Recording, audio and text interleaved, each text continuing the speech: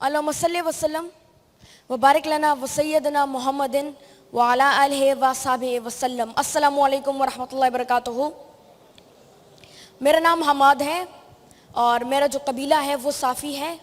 And अभी जो मेरी उम्र है वो 11 साल है और मैं डिस्ट्रिक्ट मोमन से ताल्लुक़ रखता हूँ। मैं एक मोटिवेशनल स्पीकर हूँ, एक ब्लॉगर हूँ, एक आर्टिकल राइटर हूँ। जिस तरह मुझे एक टॉपिक दिया गया है नथिंग इज़ इम्पॉसिबल के हवाले से, तो चूँकि मेरी ख़ुद की उम्र 11 साल है तो मेरे जो उम्र के मुताबिक मुझे जो टॉपिक दिया गया है नथिंग इज़ इम्पॉसिबल के हवाले से, तो जो टॉपिक होगा, जो सेशन होगा वो आज मुकम्मली इम्पॉसिबिलिटीज़ के हवाले से होगा कि इस दुनिया में कुछ भी नामुमकिन नहीं है। याद रखें, जब मेरी ट्रेनिंग शुरू हुई थी मैं उस वक्त 9 साल का था और जो मेरी ट्रेनिंग थी वो सुपर किड प्रोग्राम में शुरू हुई थी। हमारे टीचर थे वो हमारी ट्रेनिंग किया करते थे और उसके अंदर हम मुख्तलिफ ड्रिल्स हमसे करवाए जाते थे। हम जो है मेहनत करते थे, ज़्यादा कुर्बानियाँ देते थे और हम लाइव शोज़ करते थे 3-3, 4-4 घंटे।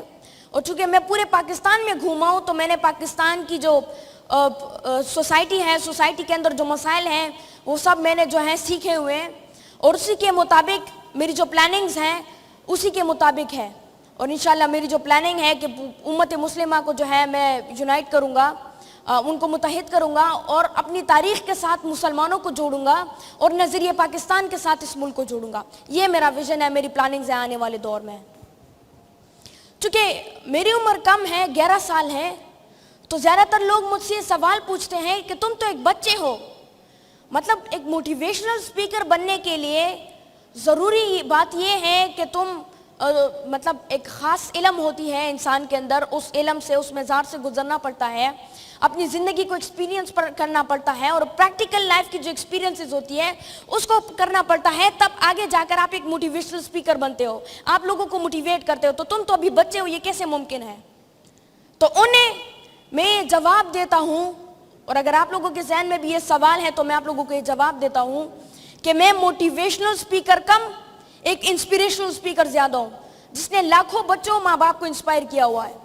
मतलब मैं लोगों को इंस्पायर कर रहा हूँ कि अगर 11 साल की उम्र में एक बच्चा वो एक मोटिवेशनल स्पीकर बन सकता है और एक बड़े मकाम पर पहुँच सकता है तो आप लोग क्यों नहीं कर सकते हैं? सो I am an inspiration for them.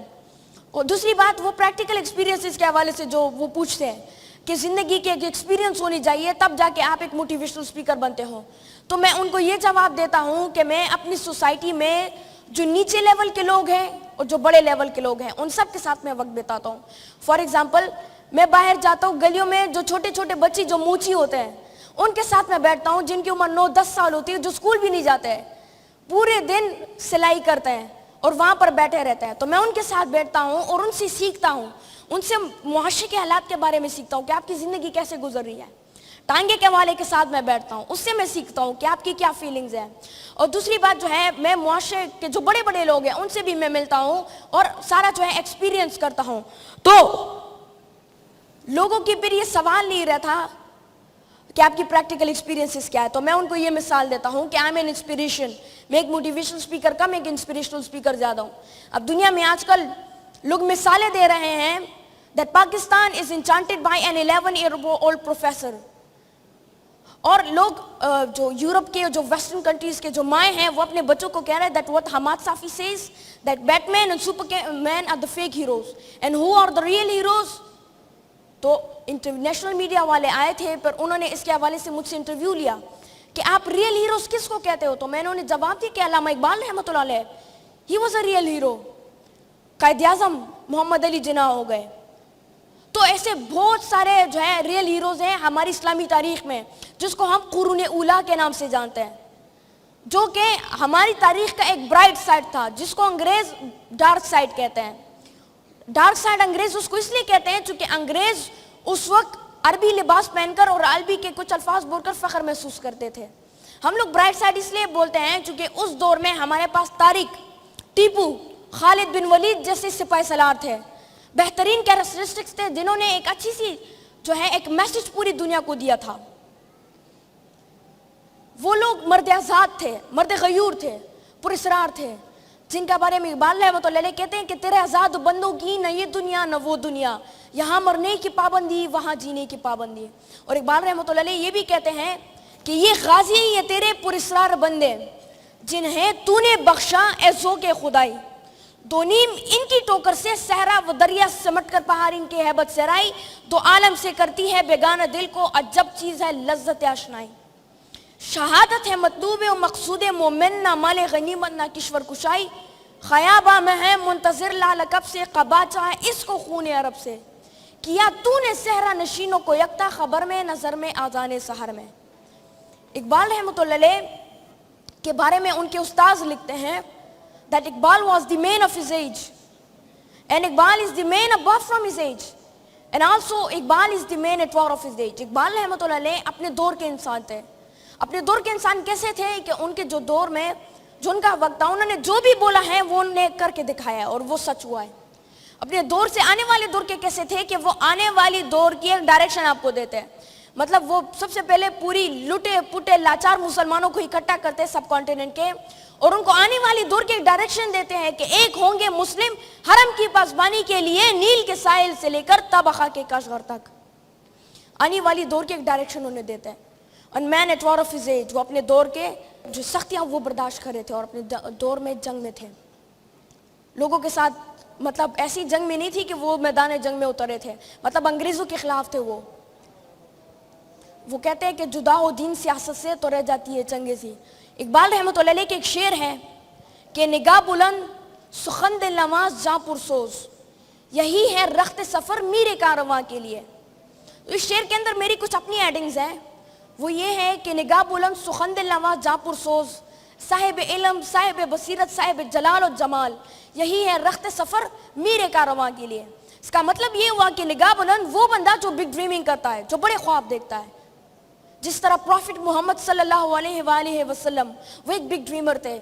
Iqbal رحمۃ اللہ علیہ he was also a big dreamer. سخن دل نواز کہ جب آپ ان کے ساتھ بیٹھتے ہیں وہ کہتے ہیں کہ جب حلقہ یاراں ہو تو ریشم کی طرح نرم ہوتا ہے، لیکن رزم و حق و باطل ہو تو فولاد کی طرح مضبوط ہوتا ہے. تو سخن دل نواز جب آپ ان کے ساتھ بیٹھتے ہیں جب ان کی باتیں آپ سنتے ہیں تو آپ کا دل نہیں کرتا کہ آپ ان کی باتوں کو جو ہے درمیان میں انٹرپٹ کریں، آپ ان سے چلے جائیں. آپ کا دل کرتا ہے کہ بیٹھ کے پورا دن ان کی باتیں سنتے رہو، پوری زندگی ان کی باتیں سنتے رہو اور آپ ان سے انسپائر ہوتے ہیں.